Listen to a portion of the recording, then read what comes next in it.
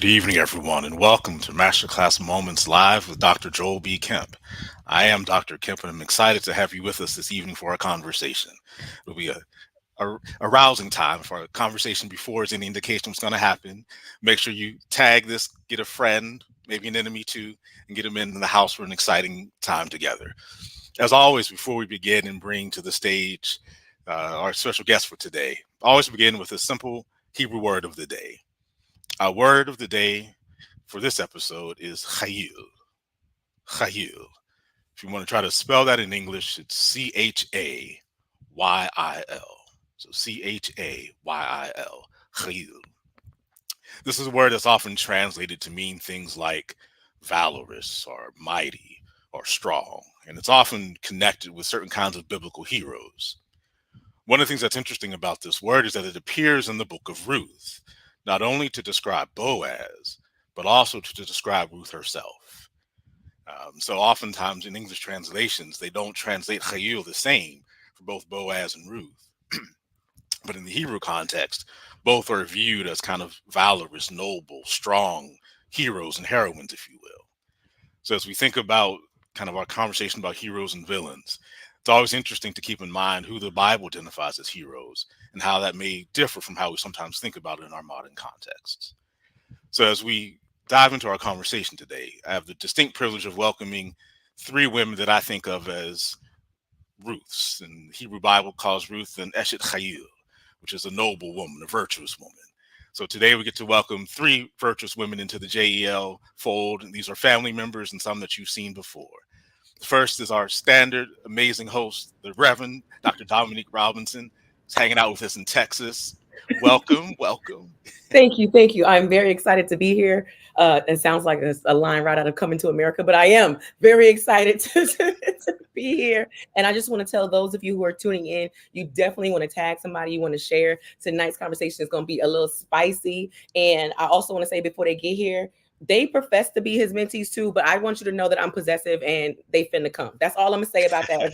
As Dr. Kemp introduces these other, how do I say this in Hebrew again? He is ladies, okay? Right. I want y'all to know that.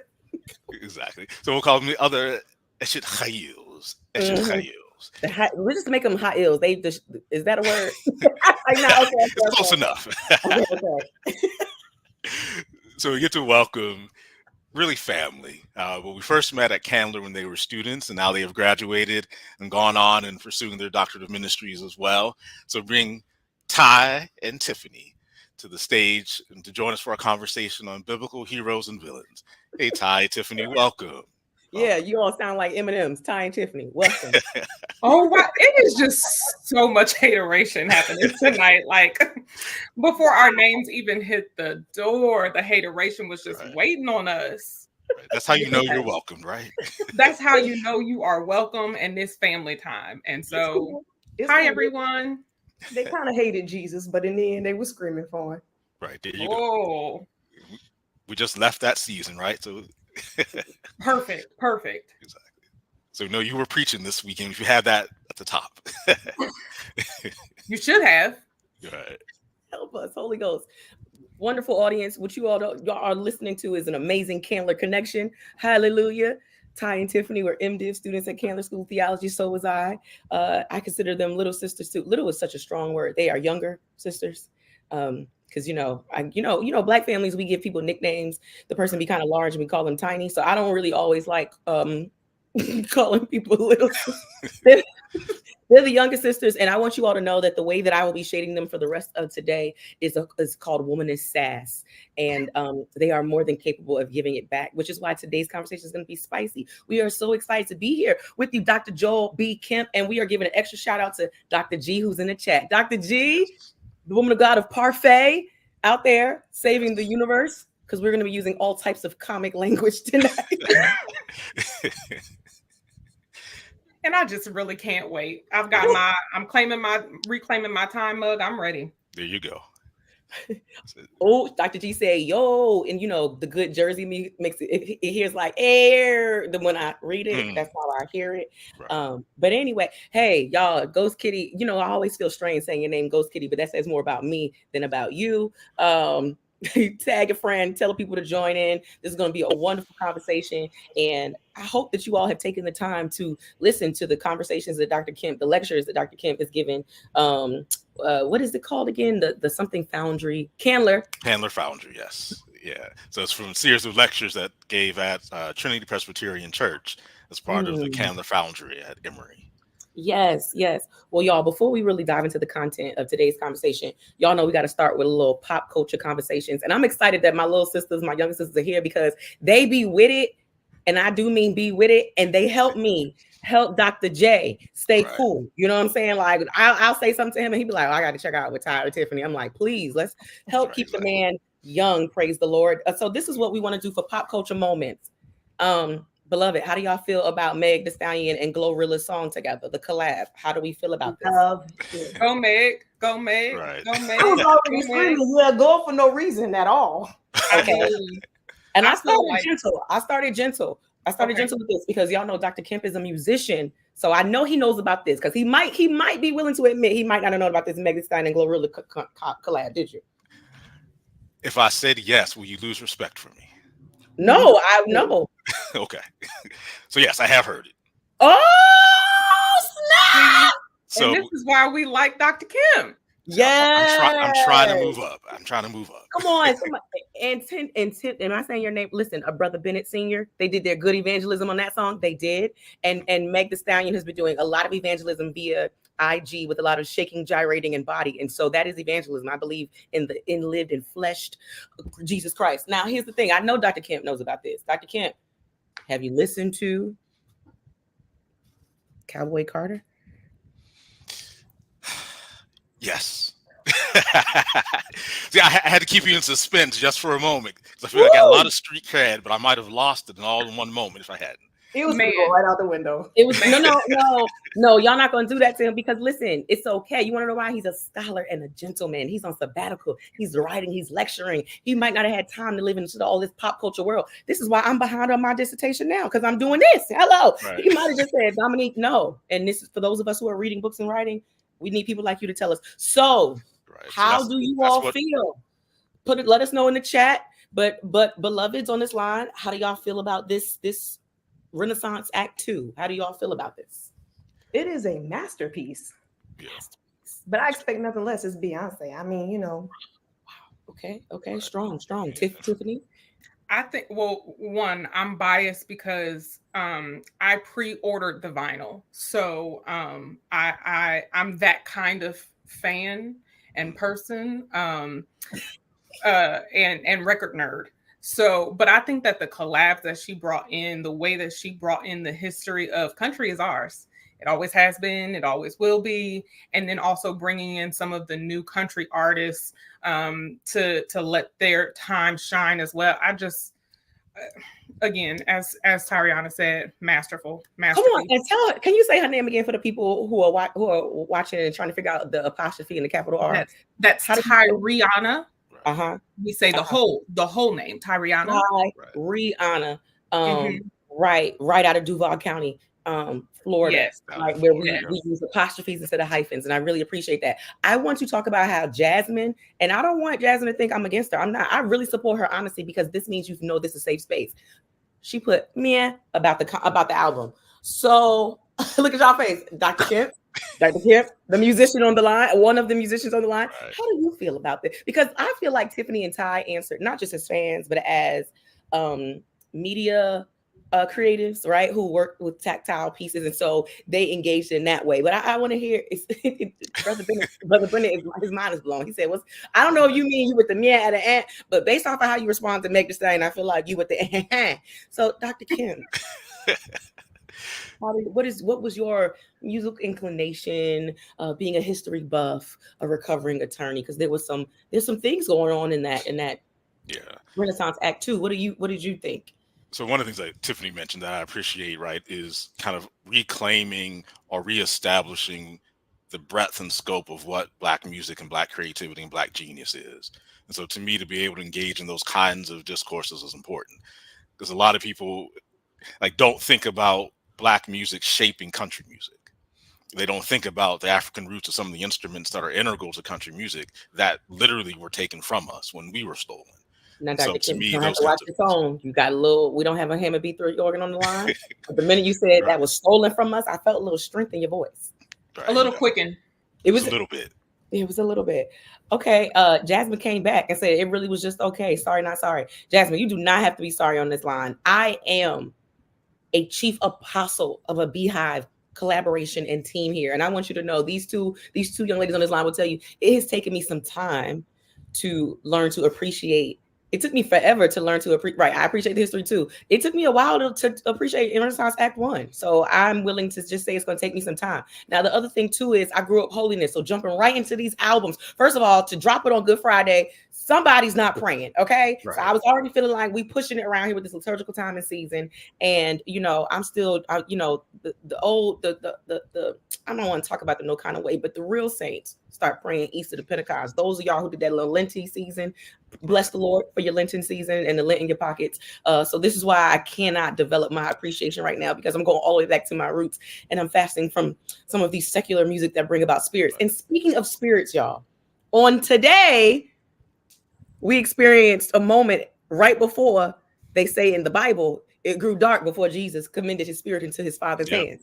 And so on today, April 8th, Tiffanie, that's right. I told y'all we playing the clown. You can laugh. You have permission to laugh. And beloveds, y'all can laugh in the chat too. Tell somebody we here to clown, because comedy is a part of the way we continue to do this. But I just want to talk in the spirits. It's a lot going on, y'all.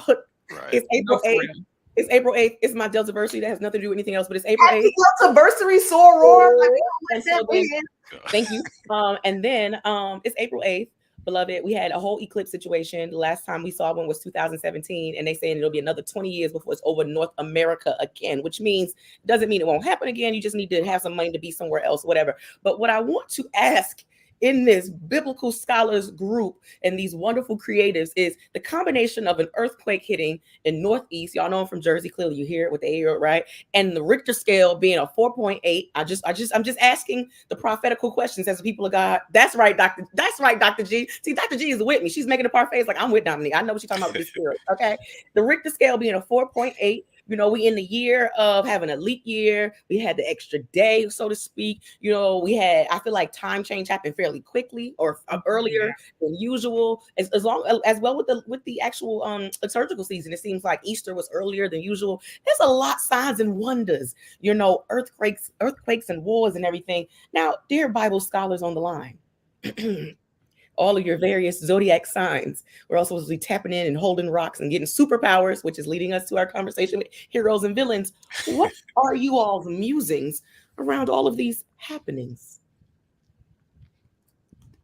I don't know that I'm saved or smart enough to have an answer for that. I'm not gonna lie, it was a lot of your Georgetown words in that one, and I went to Bethune-Cookman, so I had to. Can you feel the love in the house? Wow. Did you all hear what y'all didn't hear was them definitely, first of all, we're going to call it, I love it though. It was a great HBCU elitism that just occurred with these two. These two basically was like, baby, I went to Spelman and Bethune and your little extra words to ask. See, my grandmother would just say the Lord is on his way back. Let me ask the Bible scholar, Dr. Joel B. Kemp, signs and wonders, stars and pillar of day by now, all that stuff, it meant something biblically. And there are a lot of people theologizing the various happenings. I don't want to say it's right or wrong. What I do want to say is there has to be something to some of this somewhere for it to be occurring the way it was. Not the man of God said, did the eclipse happen? I didn't know, I overslept. You know what? Come on, y'all. Dr. Kemp, what is just your general feeling around the connection or not between kind of stars, theology, zodiac, astronomy? There are some people who kind of put that separation between spirituality, secular and sacred when it comes to that. But from a Bible perspective, where a lot of, the wise men, whoever they were, found Jesus by following some star, right? We as Black people talk about the star, the North Star, and the freedom. Who was it? Hezekiah having is it Hezekiah? Yeah, the sun standing still. Yeah. The children of Israel following these things by day and night that could have been argued to have been stars and or other celestial bodies. What's your kind of just general thought around theologizing astronomy or astrology? Yeah, so I'll start by answering kind of in the ancient context first, which is Come on again, now. so all of you've been with me, we know we start ancient and work our way up to the present. So in the ancient context, there's an understanding that God spoke through the natural world. And so to discern what God was doing, you could look at the natural world. And so part of the classes I teach on in faith and justice and the prophets, we talk about that one of the ideas of a prophet is that a prophet is an analyst. And, and the prophet is trained to analyze these natural signs, to look at, okay, what is God's message behind these normal events that cluster together. So if you have an earthquake, eclipse, all within the short time frame, then in words of the color purple, maybe God's trying to tell you something. And so therefore, we try to think of it in that context. Certainly in African American history, how that gets received. There are various stories with Nat Turner and others who saw certain signs in the sky and felt that was evidence that God was calling them to begin a movement. So you still see that kind of tradition of how God speaks through the natural world. So I think within many branches of Christianity, that theme of God speaks through the natural world is still very much a part of many of our practices. That if we were discerning where does God want me to be, one of the answers to that question is, are there things that happen in my life? Like, there literally been days I was trying to get to an interview and the bus never showed up. So if no bus to get me to the train to get to the interview doesn't show up, I take that as a clear sign that's not the job for me. So those kinds of things we still, in many of our Christian practices, kind of listen to as well. Absolutely. So, in light of that, I've heard people. We've seen all over. Tiffany and I, Ty and I, we've been sending lots of memes and text messages back, or what we've seen on TikTok and Instagram. A lot of people talking about tapping into this time and season, quote unquote, with superpower, so to speak, which is leading me to this conversation around superheroes and villains. Is where we are in your series, in our podcast, both webisode and audio. So, also reminder y'all, go ahead and subscribe to the podcast. If you have not done so, it's available on various platforms. Lots of rich conversation. And I know that's where we are in this conversation around race, the Bible. But I have to tell you, Dr. Kemp, and this is the question that me and TNT, who was Eminem on the line today, we want to know why, other than the Candler Foundry, why are you teaching this to this white church? That it almost just, it is just, why are you doing this? It just it feels uncomfortable watching you, because at times we feel like their questions obviously may be rooted in some genuine curiosity and or innocence, but it feels like they pushing back on just about any and everything you're arguing and saying when you are the scholar in the room for this content and material. Because it's just wonderful when they say, I have a question. It's a comment to quote unquote add to or shift the argument you offer. So, like, why are you doing this? Most people would say when a white person is doing this, there's this white what is it, not superhero but white savior complex. I'm sure, I don't know what the parallel is for black people, and I don't think that's what you're doing, but I want to know, why are you trying to save them? Yeah, great question. So part of me wants to ask Tiffany to speak because you had such a intense expression, but I'll go first. um, Part of it to me is when I think about Black folk in America, and frankly throughout kind of Western or Atlantic world. Part of, and again, I'll be a biblical prophet, invoke a biblical prophet for a moment, right? Jeremiah instructs the people, pray for the prosperity of Babylon, because in their prosperity is your prosperity. And to me, when I first read that, I was like, God, I need another option. I need that prophet who's like, nah, this is just crazy. Let's be done with it. And that never really appears. There are moments of it. And so part of it for me in teaching this material, as Black folk, we didn't create this system. We didn't build it. And so while we have to survive under it and work to dismantle it, those who built it bear a special burden. And they are the ones who, for me, have to be enlisted into the fight. And so for me, my goal is to help my white brothers and sisters understand this is a battle that you have to fight. That it's, I don't want to be on the front lines anymore. It's your turn.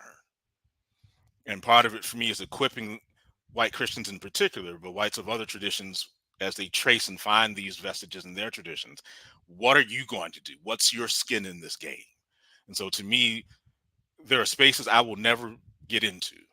That the odds of me being invited back to that congregation or similar congregations grow smaller by the day.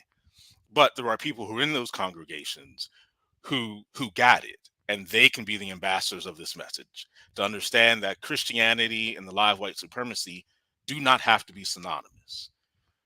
That it's a failure to me of white Christianity that people can hold up signs that say Jesus is our Hitler. That's a failure. That's not on me to fix. I can point out the problems and help you understand how we got there, but that's on them to fix. And so to me, going into their spaces, in air quotes, is ways of trying to equip them to fight those fights. Because again, in their prosperity, we find prosperity. So that's kind of the Jeremiah framework that I often try to think about and kind of to fortify myself for those moments. Thank you. I appreciate that. For those who are tuning in, I know this isn't your first time encountering or hearing from either Tiffanie or Ty, but I do want to at least highlight for those who are watching, Tiffanie is bringing to the conversation perspective from justice, advocacy, faith development in our kind of political sector of the world. So I want you to know that as a worldview or hermeneutic, some would argue, coming into the conversation. So obviously when she's bringing that feedback and other pieces of her scholarship, obviously that she will highlight, we have, and both identify as womanist. I can't say millennial or not, but womanist, right? Ty is coming from the perspective of as an educator for I don't want to just say they're not middle school. You're also an educator of individuals whose citizenship status at times is in question and conversation. So there's a component of social justice aspect in education, obviously with the various ways students are learning today and in today's society. So you're at I think, what is it called? A charter school? Is it called it's a charter school for our students, and also studying womanist preaching. And both, like I said, are creatives in various ways. And so when you hear from them, you'll hear that lens, that rhetoric, that conversation. And so as Dr. Kemp said, hey, Tiffanie and Ty and I were asking why you were doing this, but Tiffanie, what are your thoughts? What Dr. Kemp drew you in and said, explain your face? You know, Dr. Kemp is also probably saying that because I used to say in class that it brings me great joy to dismantle white tears. And I don't say that to be mean or disrespectful or anything. I say that literally to say that it gives me joy to provide instructions and tools and resources to my non-melanated family of the divine to say, be an accomplice with me. However, there were times when I was watching the sessions that I was like, I don't think I would have been saved enough to respond in that moment the way that Dr. Kemp responded, with such grace and patience, because God is still working on me. So that was the face that I made. But I appreciate the elaboration that you gave, Dr. Kemp, of why you did this session in that context. Also recognizing who the senior pastor happens to be of that congregation as well. And I happen to be a student of hers as well while I was at Candler. So it was a mixture of emotions watching the session. But I do understand and appreciate your elaboration. Yeah, and I think it's always that idea of what is our assignment, right? That each of us, we're fighting the same fight, but on different fronts. And so part of it for me is that God gives the grace for whatever assignment God assigns us to. And so there's a certain level with Dr. G as well. Like, you know, in one of the lectures, you saw me turn to her and say, I can't go there, can I? So there are those moments where it's like, okay, there are certain things that get triggered that I really want to address, but recognizing that in that moment will interfere with the work that's trying to be done in that context. So it is sometimes those wrestlings of, you know, I could go left, but I need to go right here. And so those are those kinds of battles that when you're in those kinds of spaces, again, there's a certain kind of equipping you have to have. Again, I don't do this every day, 24 hours every day. But for a certain context, for certain seasons, it's absolutely necessary. Ty, give us some thoughts on as you were watching because I know you watched the other lectures as well, but we're specifically talking about this one about villains or potential villains. What were some of your thoughts or takeaways, or what does Dr. Kim say? Consternations? Yeah. What are some of those? Well, so that I'm clear, we talk about the white people, right? I just want to make sure. I want to stay on topic. Oh my God, y'all see what I'm saying? Y'all see what I'm saying? First of all, I just want to make sure I'm still on topic. First of all, to all of our non-melanated siblings watching this, we are not villainizing any of you all. And Ty is from Duval County, and we will put a warning up that all opinions and thoughts shared on this platform are not that of the Reverend Dr. Joel B. Kemp. Anyway, so yes, we are talking about the workshop, and we were asking specifically, Dr. Kemp, why did he feel called to be there to do that in this time? But I am asking you, did you have any feedback to watching him serve in that capacity? Ty, Brianna, Harris. I think for me, because I'm such a people watcher, I was watching how language and stuff was like landing on other people and how their body was shifting and how their legs were crossing. So I think I was trying to figure out, are they intrigued by what's happening, or are they ready to, in a way, critique what is happening? And so when I was hearing their responses, I was not necessarily judging, but investigating from both perspectives. Is this a constructive conversation, or is this a criticism? And how is it beneficial to what you're learning or what you're being exposed to? Thank you, young Black woman, talking to us, other Black folk, about Dr. Kemp's engagement with white people in that context in general. So, Dr. Kemp, would it be fair to say that this conversation or watching Joel's class made me think of when the prophets were called to talk to people who were difficult crowds? Yes, the message can be threatening to worldviews. Yes, thank you to our viewers who are helping us de-escalate Ty's question of, are we talking about the white people? Thank you.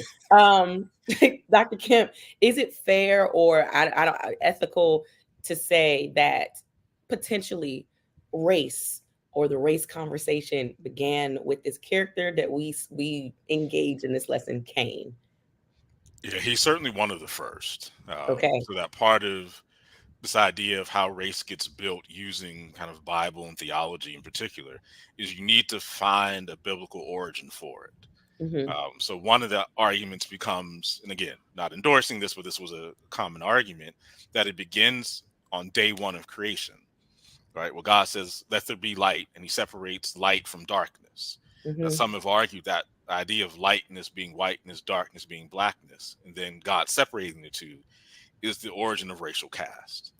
Nice. Nice. Thank you. Right. That becomes a little harder to sustain because there are no people then. Mm-hmm. So then you have to start figuring out, okay, so when do Black people as an entity enter the conversation? And so Cain becomes one of those entry points or one of those arguments. So we'll talk more about in the next lecture of how Cain becomes Black. So it's this idea that if Cain becomes the first villain, then the sign of his villainy is blackness. Then all Black people who are descendants of Cain are necessarily villains, which leads to our exclusion from society, our exclusion from membership in the kingdom of heaven, exclusion from our membership in insert whatever you want to put at the backside of that sentence. So that's part of why Cain becomes an important figure, at least in the work that I'm doing. Right. All right. So we're going to try our best, y'all, not to jump too much into that next lecture, because we do want y'all to watch that, because this one was so rich with so many questions. Dr. Kemp didn't jump right into that, the very clear racial connections and dynamics as it gets to Cain. But the woman that's on the line want to go back to the father of Cain. We want to go back to this Eve moment. So talk to us. You talked about it a bit. Listen, Brother Bennett, I'm going to call you the evangelizer of Glorilla and Meg. You need to go watch it, trust me. But Dr. Kemp, there were a lot of heavy things dropped in every single one of the lectures, but this one, what some people would call almost not conspiracy theories, but the ways that it has really disrupted traditional Christian views and reading of the scriptures, where they think we are first humanity. Nobody has considered populations outside of Adam existing. Nobody considered then father of Cain based off of the actual kind of literary or literalist reading both of the text. When you break down that the word, you can give us in a moment of like who was born child, male, adult male, right, and what that looks like. But just to throw a little razzle dazzle on the line, would you mind repeating for the people watching today who now have to go back and watch that lecture? What is this theory of Eve and who she had relations with to produce Cain? Yeah. Who she knew. Who Right. she knew. She knew in the biblical Who sense. did she know in the Bible? Right. So the opening in Genesis 4 has this odd phrase where, you know, Eve gets pregnant and gives birth to an Ish. Ish is the Hebrew word for man or male. And again, I made the joke, I think, in the lecture that I don't have a PhD in biology, but I'm pretty sure no one gives birth to a man. You may give birth to a male child, but not a man. And so that raises a question as to, well, if Eve gives birth to a man, then there must be something unusual about either that male figure who was born, which suggests something unusual about how that male child was conceived.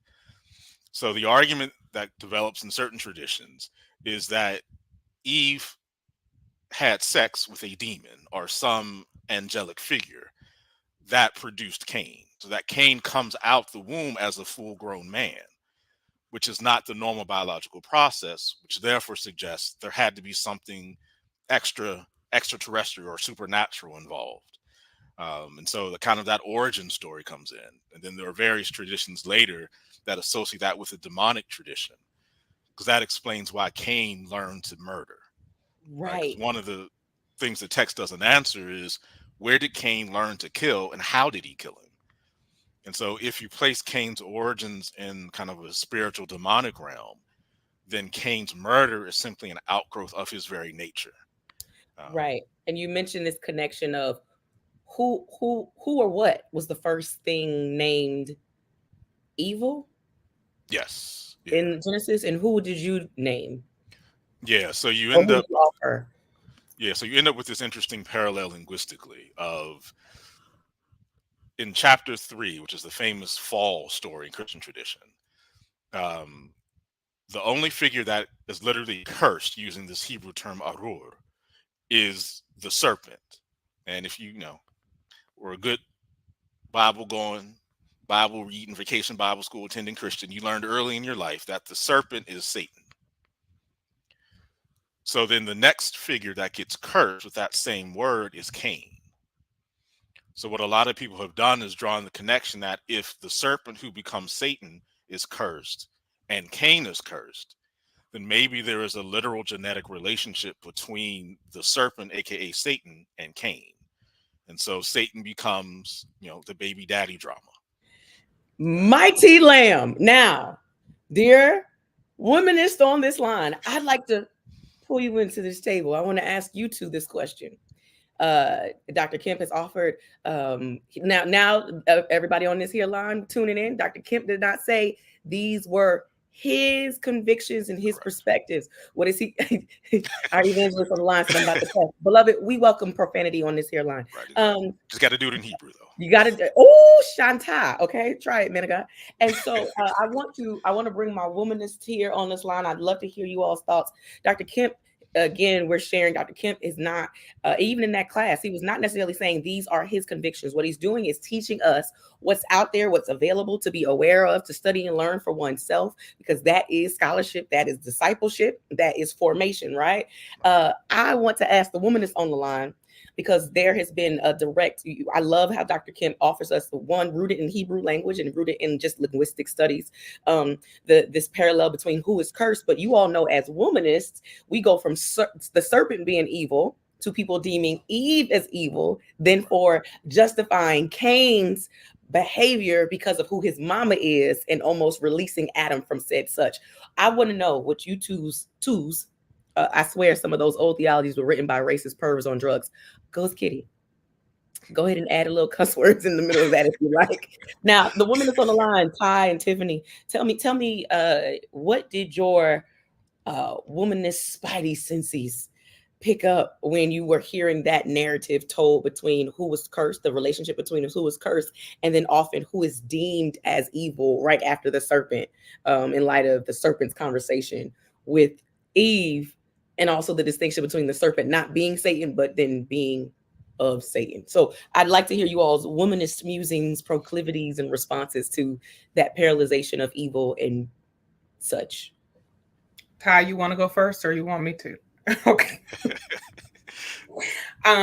For me, what it brought up was it's always the woman's fault. It's always the woman who was promiscuous, for lack of a better word. So Adam couldn't have been the father of Cain because Cain is inherently evil. And so it had to be the mother's fault because the mother had to have sinned again. I believe, Dr. Kemp, you said that was her next sin, was that she knew the serpent or evil. And that's how Cain came to be into existence as man, not boy, not baby. And so for me, it just tied a thread of what women still go through today, how we are still demonized, how we are still told we can't stand in a pulpit, how we are still considered dirty, how we are still considered at fault for a lot of things. And it almost gave me another foundation, theological foundation and explanation for why some of that exists, just from that one thread of Cain did this thing. And I believe you talked about First John, and how, he talks about Cain and we don't want to be like Cain because Cain murdered his brother. Right. But still the justification for that is because Cain came from woman who also sinned. It wasn't Adam. It couldn't have been the man in the situation. It had to be the woman. It had to be that she knew someone else who was not supposed to be her partner and of his rib and, all that other good stuff. That's a whole other conversation. So that was like my initial thoughts of it's always the women. Right. Yeah, exactly. That's part of kind of as Ty gets ready. One of the follow-up projects that I want to do is focus on how these passages not only define blackness, but get refracted to define black women. So that originally I was going to try to put it all in one book, but as I started doing it, I was like, that's going to take, the book will be 600 pages and no one will read a 600-page book. So kind of being able to pare it down to exactly that kind of thread, where what does it mean for the woman to now be tainted, in air quotes, Beloved, by that in the same way, or a similar way, in the same way, in the similar way as blackness gets tainted through that same story. So absolutely. Ty, we're going to you, but I just want you all to know that sounds like an invitation for collaboration as doctoral students of Dr. Kemp. Move on. Absolutely. It's one that would be accepted and received, well received. But Dr. Kemp, we're going to finish our degrees first. Go ahead. Hallelujah. I was actually going to say something similar to what Tiffany said. And so, Dr. Kemp, if you're grading this, she cheated off my test. And okay. So you'll get the credit. Thank you. Like, bro. Anyway, but no, I wholeheartedly agree with the sentiment. It always, to me, makes me think of like, what do we deem evil and who do we deem evil? And so I'm always plagued by this audacity to have such for us to want to take such accountability, or the lack of accountability in evil as it relates to Black women, but there's no understanding there. And so we're quick to hold Black women accountable in evilness, but we're not necessarily intelligent enough to ask the correct questions as it relates to what is evil, who is evil, why is this thing evil? And so I think that when I was watching the lecture, I was like, I think the conclusion that I'm drawing is we're not inquisitive enough as people. And so we label things a thing, but we're not the people who go back to say, or even beforehand to say, let me go ask somebody who might be smarter than me, who might have a different lens to life. If what I am experiencing is a thing, or if what I'm experiencing is purely just my experience. Right. Exactly. Now, Dr. Kemp, Todd leads us to this component of really almost how you started this lecture there with the paddles. I don't even know if is that what they were called? Oh yeah, the little, yes. This is me. I'm so Greek. Thumbs up, thumbs down, right? Woo, all right. Help us, Holy Ghost. Right. What I want to ask, well, first for fun, everybody, do you have a favorite villain? I know we talked about DC comic and Marvel comic, but in any kind of narrative animation, do you have a favorite villain? Can you just tell us who your favorite villain is? Tiffanie, Which I want to say, I almost had to decline this when I heard that Dr. Kemp also liked DC. Like when you started with the I like DC and I didn't hear Marvel, I was about to say, oh, I got to disown him. Good afternoon. Right. Jesus. I'm going to go with Harley Quinn. Now, Tiffanie, educate the people in case people don't know where or who Harley Quinn is now. Okay, so Harley Quinn is a DC comic villain and said to be Joker's girlfriend, but I just feel like she's really misunderstood. Bless her heart. Let's leave that misunderstood because we're going somewhere with that. Ty, favorite villain, if you have one. It's a toss-up for me. Not necessarily that I don't have one, but I'm stuck between Cruella de Vil and Wednesday. Beloved, we got Killmonger on the line. I don't. Did you just make Wednesday a villain? Okay, this is where we're going with this. We are going. She absolutely got kicked out of school for beating up people. That's villain behavior. Okay, but were they not bullying her? I mean, like, she was also misunderstood. That's fine. Agree with everything that she. For now, okay, Dr. Kemp, favorite villain. So I'll do a very specific expression of a villain. So Lex Luthor from the Smallville series, which is the early Superman story. So I'll be very specific as to which one is my favorite. Oh man, that is very specific because you could have done Lex Luthor on a couple of shows. Yeah. Mighty Lamb. Dr. G's rocking with me. She said that's hers too. So I see. I got validation. You all are so married. As soon as Reverend Dominique asked the question, I forgot every movie I ever saw or watched. Oh, come on. Drop your favorite villain in the chat, everybody. As long as it's not a real person that's going to see this. Huh? Help us. Right. Which is why I said narrative and story. I didn't say real life because all of us can name a real life villain somewhere in our life. Mine is, y'all could tell by the hair. I really love me some Cruella de Vil. And that's really because I'm classist and elitist. I like that she was after her money. But I'm also really torn. Now, this is a person that people might not see as a villain. But Pinky and the Brain really was trying to take over the world. And I don't know if everybody saw that as a positive. But so in light of that, here's the question as we are moving towards this conversation with Kane for the next lecture and things like that. You want to change mine? Okay, well, you can check because here's Dr. Kemp kind of highlighting that, obviously we do a lot of unfair assessment of people. We do allow what they do to make them who they are. Like we'll say, oh, they did something bad and we make them a villain, an entire totality of a person. But I love how what you are highlighting is character complexity or the complexity of a character development, right? Thank you, Dr. G. Brain is dope. Because when you said Brain, it immediately made me think of Mandark from Dexter's Laboratory. Oh, okay. Now, and my grandmother would tell you that them kids on the Magic School Bus were villains because I was doing a lot of stuff from the Magic School Bus and Bill Nye the Science Guy that was definitely disrupting the ingredients in the kitchen. But it goes back to what makes someone a villain. What makes them a villain? So there's an obvious moment. Cain kills Abel, right? But for any and everything else, what makes someone or something a villain?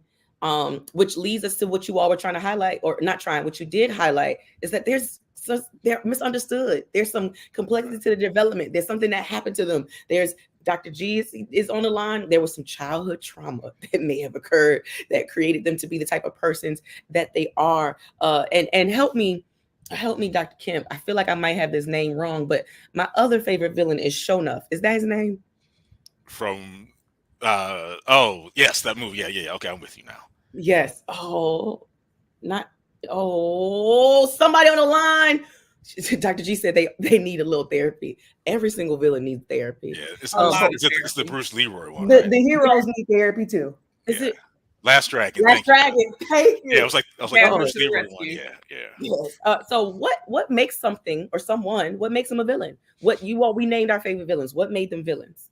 Right. So when we think about kind of in sort of the biblical context and of Cain, the very short answer is someone who violates God's rules. That becomes the short answer in the biblical tradition. And what ends up happening is that someone who violates God's rules, in the reception history of that, doesn't simply become someone who did a bad thing. They become a bad person, right? So, And Dr. so, Kim, when do we get the rule of not killing before yeah, Cain killed Abel?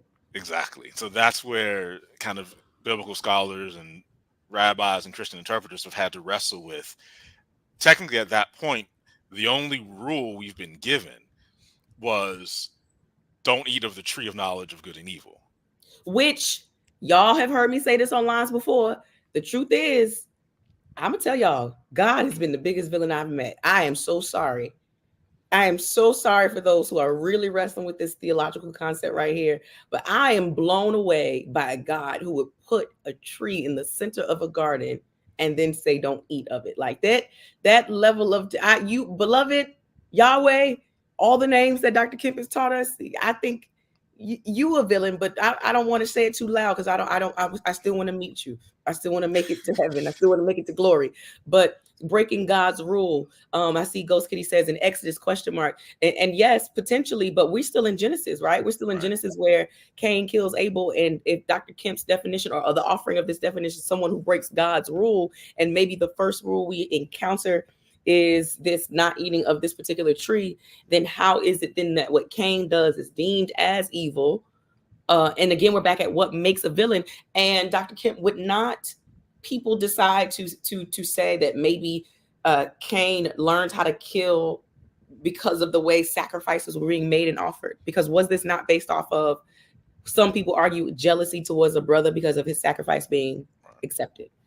Yeah, so one of the challenges that often happens when we read biblical texts is that they're often very terse. That is, they're very short. They don't give us a lot of details. And so the question then becomes, how do we try to make sense of what we have? And often we fill in gaps with our imagination. Sometimes it's a sanctified imagination, other times it's not. But we try to fill in those gaps. And so one of the questions becomes, what was the sacrifice that would have been acceptable? Right? Did it have to be an animal? Or could it have been just grains? Was there something about the way Cain gave versus the way Abel gave that made it acceptable? So all of those things are unknown from the biblical text. So again, many trees have sacrificed their lives for people trying to answer that question. But in the Right. context of sort of the villain question you had asked, the issue becomes, are you a complex character that sometimes does what is right and sometimes does what's wrong? Or as kind of Ty was suggesting, are you kind of flatlined and then easily pigeonholed to say, because you did X, you are that kind of person. And therefore we write you off as that person. And certainly when we get into the kind of how this gets racialized, it becomes very easy to just say Black people are demonic, period. And look at what they do, right? Whether it's, since we were talking about kind of how this gets inflected through gender, and we started with Meg the Stallion, right? The ways in which she carries herself, many people view as being like the epitome of sexually inappropriate, promiscuous, and all the kind of labels that get attached to her, whether fair or unfair, just because there's certain, to me, that's part of one of the refractions of the 3Ds through gender. There's this kind of hypersexuality that gets attached onto people that people have to fight through. And so part of it, to me, in this villain conversation is, it's very simple. It's very easy to label a people something and then dismiss them. It's much more work to actually figure out individuals. And so in honor of Dr. G, I'll use a psychological term, and she can correct me if I get it wrong, the fundamental attribution error. And the fundamental attribution error is simply this idea of, we're more likely to say someone else is what their bad actions are. But for ourselves, we'll give ourselves the benefit of the doubt and just say, I had a rough day today. So the fact that I look sideways at this person, that was just me having a bad day. But if someone looks sideways at me, I'm like, they're evil, they hate me, they're the devil's second cousin, and I'm going to take them out. And so we have that kind of fundamental attribution error. Dr. G said you had the term correct. I wanna Tiffanie, Ty, thoughts on what makes someone a villain when or how do we give people the benefit of the doubt? And I love what my brother said in this line. At this point, if the rule was not to break, if it wasn't to break God's rule, then I guess we all are villains. Every day. Well, according to whose rules? First of all, because Paul had different rules than some might argue than Jesus had. And what rules did Cain have? What rules did Abel have? What rules do we have? But to your question, someone during the session said something about noticing that films and shows are starting to write in more of the complexity of the characters. And as soon as they said that, exactly what Tyriana said came to my mind of, but we're not inquisitive enough to really be paying attention to that and be mindful of that when we're watching a Marvel comic or, when we're watching Doctor Strange or something like that. Like, are we really being inquisitive enough to look at the complexities and pay attention to it? Or are we just watching the DC comic and watching them fight on screen and watching them kill Thanos? Like, at what point do we invite the inquisitive nature into the conversation to say, like some people were, given the side thumb, I can't answer that. I can't say yes or no or agree or disagree because there's complexities. But where's the balance of the inquisitive nature that we need in order to understand and interrogate those complexities? That was smart. So the first thing I'm going to say is Dr. Kemp said the devil's second cousin. And since each of you are in a group chat with me somewhere, somehow, it's going to be used. And this was your warning. Thank you for the warning. You're welcome. You're welcome, because it blessed me to the core of myself. And I'm going to have to repeat it to somebody. Second thing is, so this conversation makes me think about a lot of things. And I think the first one is when we talked about Wednesday. There we are talking about a person, because if you actually watch the original Addams Family, the one that's in black and white, Wednesday never did anything without being provoked. She was minding her business every time. And then people started doing things they haven't business doing. And yet, did she go too far? Well, that's debatable. But things got handled. The other part to it is it also makes me think about the classroom. And so often there are things that happen in the classroom that as an educator, you're like, and so you have to constantly not freeze a child, an adult, a staff member in the time of which what they did that bothered you occurred. And it makes you a little bit more cautious when it happens to you and you want someone else to not freeze you in the time in which your occurrence occurred. And so I say that to say that I think that while words have meaning, we place meaning on such complex people. And I don't often think, again, that we take the time or the consideration that's necessary to understand why a person did a thing that they did. Not that it excuses it, not that it justifies it, not that it makes us feel any less of a way. But I think that we approach villain mindset or even heroic mindset based off of what we deemed a thing to mean, not necessarily considering how that thing will affect a complex individual. The last thing I'm going to say is I think we use language based off of how safe we feel in the moment. And so if a person does something to you that makes you feel unsafe, we are quick to place very demonstrative terms on them because we have been affected by what they said. That does not necessarily mean that what they said is any less impactful, but that does also mean that just because I've offended Tiffanie in that moment does not mean I am an offensive individual.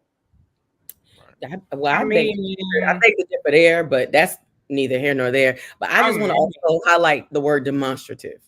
Because she used that. You better come through Bethune-Cookman University, founded by the dumpster and the trash can. Y'all came out of there. What good could come out of Nazarene? What good could come out of, Bethune-Cookman? Now, I want to go to this chat right quick. Dr. G gave us, come on, a whole nerd moment over here, which I love. Come on, thank you. Regarding the tree and not eating rule, was it don't eat forever or could it have been just for a season? Rules and boundaries are good for the brain development. And she gives you a citation right there, beloved. Y'all go ahead and take some time and read that book. And that's a good question that I know theological ethicists are arguing with biblical scholars around the matter of, okay, did this conversation with the serpent and Eve disrupt the moment that this could have been just a seasonal quote unquote rule for brain development? And then I want to go here where Ghost Kitty shares, even the Dalai Lama, I think I said that right, says it's better to be mad at an action than the person. So like Dr. J says, when we make a person's action part of their permanent personhood, it's bound to turn toxic. Absolutely. So here's this fine line we're getting ready to move into for the next lecture that you are going to engage and encounter, where this villainization of an individual, a person, an entity, however you believe these characters are in the Bible, get racialized. And we see now in American history or global history in some ways, because I don't know if the next time we gather to talk, y'all, we will be talking about, I'm going to at least be asking if you have watched Origin and or Red Cast in light of the conversation with the Bible and race and conversation being developed, because now it's a conversation that just so here's your homework. Go watch it, watch Origin or read the book Cast for the next two conversations that we'll be having for Masterclass moments. But here's what I want to ask this kind of last question, because there's this fine line then between who or what a hero is and or who or what a villain is, because in some ways we believe in the transforming work of Jesus Christ, and we believe that that is what we begin to develop around, biblically at least, this hope, this work of these people who are working towards quote unquote a promised land, but being transformed in the process in the wilderness, and we get to this Jesus process, all that stuff. What happens when maybe this person is both hero and villain, and quite comfortable with what you villainize as their heroic abilities? Is that a question for all of us? Yes.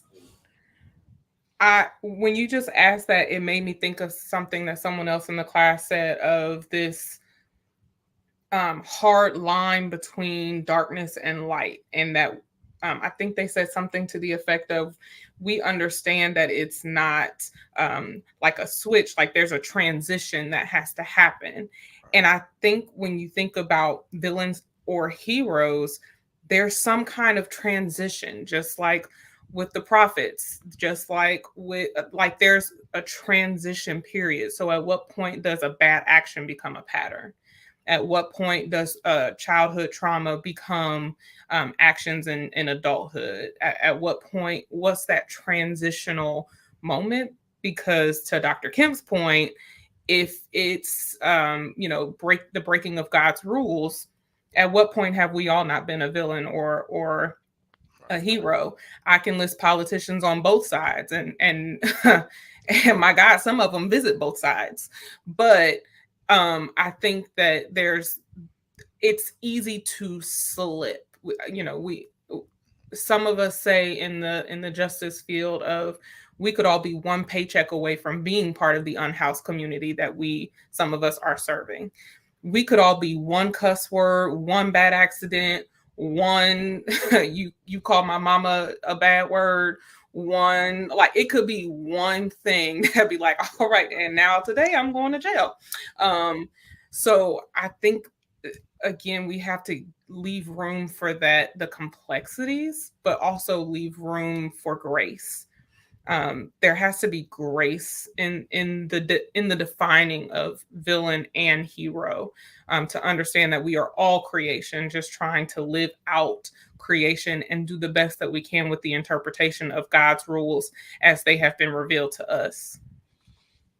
Yeah, and I love that image of transition, because to me, one of the hero villain ideas is that in some ways it's a fallacy, right? That, as you were saying, Tiffany, in some ways, all of us deal with both of those elements. And so, again, good old Baptist coming out of a reformed adjacent tradition, right? If we accept that all have sinned and fallen short of the glory of God, then in some meaningful way, right, aren't we all villains if we understand villains as sinner? And so, to go back to Ty's sort of preached moment at the beginning of this time, right? We just left a season where a hero was deemed a villain and killed as one. So perhaps we have the wrong image, the wrong idea about what heroes and villains are. And the challenge is, how do we get a more refined, a more complex one?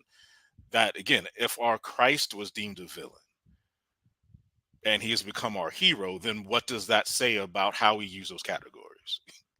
And what would have happened had he been given the grace that we are given today in some instances? Mighty Now, God. Tiffany, I don't know, because I don't know then if I would have a savior. So maybe, just maybe, I'm glad them Negroes back then didn't give him no grace, because somebody, the perfect sacrifice, had to go, since that's what they say in the Bible. Now, Ty, you didn't got caught up. We don't have no ushers over there for Jesus, that I thing need, tore me I up. need you to Y'all come know out. it don't take much for me to run. Come out Don't the do glory now. I need you to come out the glory and tell us, because we, you fall out over there. We're just gonna take your photo. We're gonna take your little camera off the platform. So Just you call just text us when you get off the ground now. Right. Call And for the I'm nurse not to come getting in by. my car. No, we're not driving over there with no sheets. You're gonna have to get yourself up. In the good old Pentecostal church, you fall out, it better be the Spirit, because when you hit your head, it's between you and your God. Now, Tell me, what do you serve? tell me, Cruella DeVille, how do you feel about this double-sided coin of both and Tiffany told us about some grace to be offered for both the hero and but Dr. Kemp done preached us. I don't even know. Is this the off He call? did. He Tell us, really what do you did. Jesus, I feel like I'm supposed to get a benediction. First of all, y'all on this line, allow me to be good in Methodist. You and Tiffany cannot give the benediction. This You is a all fact. are on ordination track, and you're incapable of giving the benediction. This And is that's a in case anybody from Holy Orders is watching. I want you to know that both Ty and Tiffany know better. But go ahead. I mean, it again makes me think about like so many things. I think there is a really good conversation about this idea of needing to be black and white. Like there has to be some area of gray in life, and yellow, blues, and greens, because we are still human. And so I can't speak for nobody else, but I can only speak for me. I think I intend to wake up every day and be a solid individual. That does not mean that other people see that for my life. And so therefore I have to make conscious decisions on whether or not this is going to be a heroic moment, or like Tiffany said, am I going to jail today? And because of that, I take that same consideration for other people, and I just thank God for Jesus. But to your villain conversation, I think that it really makes me think about what Dr. Robinson said about not necessarily, that was not her theological claim. It was a question on the table when she said, talked about God as a villain. I mean, and if you think about it, we understood why God did what God did.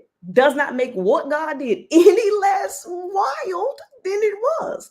Throughout the entire biblical text, we watch God do what God does. And in our great Christian aspect, we commit to saying, I mean, I get it, but that does not make God any less wilder than God was. I mean, I'm just saying. The other part to it is, are we not just as wilder? So I think my conviction is the thing that compels me is on the moments in life when I want to be wild, I'm very grateful that I serve a wild God. And so it compels me to not go out there and act like I don't have no sense, because in the moments when God needed to act like she didn't have no sense, she did it just enough for me, and I'm good. Right. Yeah. That'll preach. You know what, Dr. Kemp, don't bring Eminem back on this line, because we don't have enough ushers available to do. Come on, that'll preach. Y'all, we know you're tuning in. We know we're keeping you a little bit beyond the hour we started. We didn't really start late. We gave the ushers, let y'all come in on Color People time to start in a little later. I want to say this and then ask the two for final comments before Dr. Kemp closes us out. I will be really honest and say this. I lean into my villain identity more often than not, because I see what others deem as villain behavior as my methodology for getting to the hope and the good. And so I also am very clear, because, which is what Dr. Kemp is getting to in the next lecture, because of my identity, the behavior is villainized, because I am young, Black, female, overeducated, confident, and eloquent, as the white people would say at times, and Jersey tone, like all the things that are already demonized for what we'll find out in the next lecture and in the book that is coming out. I leverage those villainizations for what it is I know God is trying to do. You all know I serve in a predominantly white Episcopal environment. And on today, literally, some people would say I got up and chose violence. I was very clear that when I started my class, that I was going to tell them together, If y'all think the next time I do something that you don't like, you can send an email to the dean. You should try that again. But I was really clear that I was going to come, and what you were going to be offended because it was me saying it to you, but it was me telling you, I know what you did and I am not afraid, right? So I lean into that a little bit more than my kind of sweet, kind, heroic side, but I see my villainization as heroic tendencies for the greater good. And so there are times that, like you all said, the grace, the complexities, and the intentionality of what it is we're going to do. But I think that grace is more important when we don't have the intention behind it, that something just happens, it just occurs. And I think that more importantly, Dr. G probably is going to back me up, we got to begin to offer ourselves as much grace as we offer others. I think we villainize ourselves, especially Black folk, a lot more. We do so much more harm to ourselves, mentally, emotionally, spiritually. We demonize ourselves, and then try to live out in a world where they also demonize us. So we don't do a good enough job of remembering that sometimes just us showing up is heroic. Just us showing up into places. Our presence is prophetic. It disrupts simply just by showing up. Our presence is there. So with that, Eminem, TNT, any final thoughts, comments, concerns, consternations, as Dr. Kemp would say? And then we are passing the virtual mic back to the president, the founder, the curator, the master DJ of this here virtual platform, digital platform, lectures and books coming out, the chief apostle of all Hebrew scholarship. Huh? Y'all like that? Because I grew up in the Like Pentecostal. that. I give Right. the titles of beloved. He, Right. the Levite, the apostle, the recovering addict. He is the man with the D of God that we are excited about to be. So final thoughts from our own version of Eminem's. Screaming. I think, did you say you choose violence? I did. And I do. Yeah. And you too I can love that testify. for you. You too can testify that to that. I love that for you. I mean, I don't think I choose violence. I also don't choose heroism either. I think I let people lead the conversation, and whatever you start is how I intend to finish it. So if you want to choose violence, I'm going to end with violence. I mean, but the last thing I will say is every villain had a reason and every hero broke a law. So choose ye this day. Well, bloop. You're not wrong. Well, I always say my Jesus flipped tables, and so do I. So I'm not saying I don't wake up in the morning saying which table am I going. I'm not gonna lie. Yes, I do. I absolutely do wake up sometimes and say which table am I going to flip today. But because I work in two very difficult systems of church and state, those are two systems, in my opinion, through my lens, that require some tables to be flipped because, as Dr. Robinson said, I'm trying to get to the hope and the change. So I will say I flip tables as my Jesus does. And all I can do is agree with what you also said, Dr. Robinson, of we're demonized too much in the world. And so something I am consciously working on is not villainizing myself, even in small situations of not apologizing anymore. Dr. Shaniqua Walker Barnes said this at a recent conference: stop apologizing. And so shifting the language, like Tyriana said, finding other language, being inquisitive with myself as I am with others. I've been told that my questions can kind of hit you in the chest because of the way that I ask them, not in a disrespectful tone, but more in a, that made sense to you? Help me come to where you are. So I'm working on language of, I'm not saying I'm sorry, I'm saying thank you for your grace. And shifting in that way so that, as Dr. Kemp said earlier, I can be the teacher without necessarily always being on the front lines.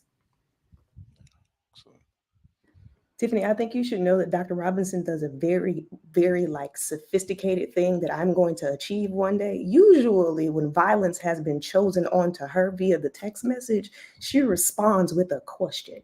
And I just think that is just so intellectually brilliant to have done, because the way there, you could go a lot of ways with that. But if you just get 6 different text messages, the end and a question mark, you know that was the wrong move. You have officially chosen the wrong move.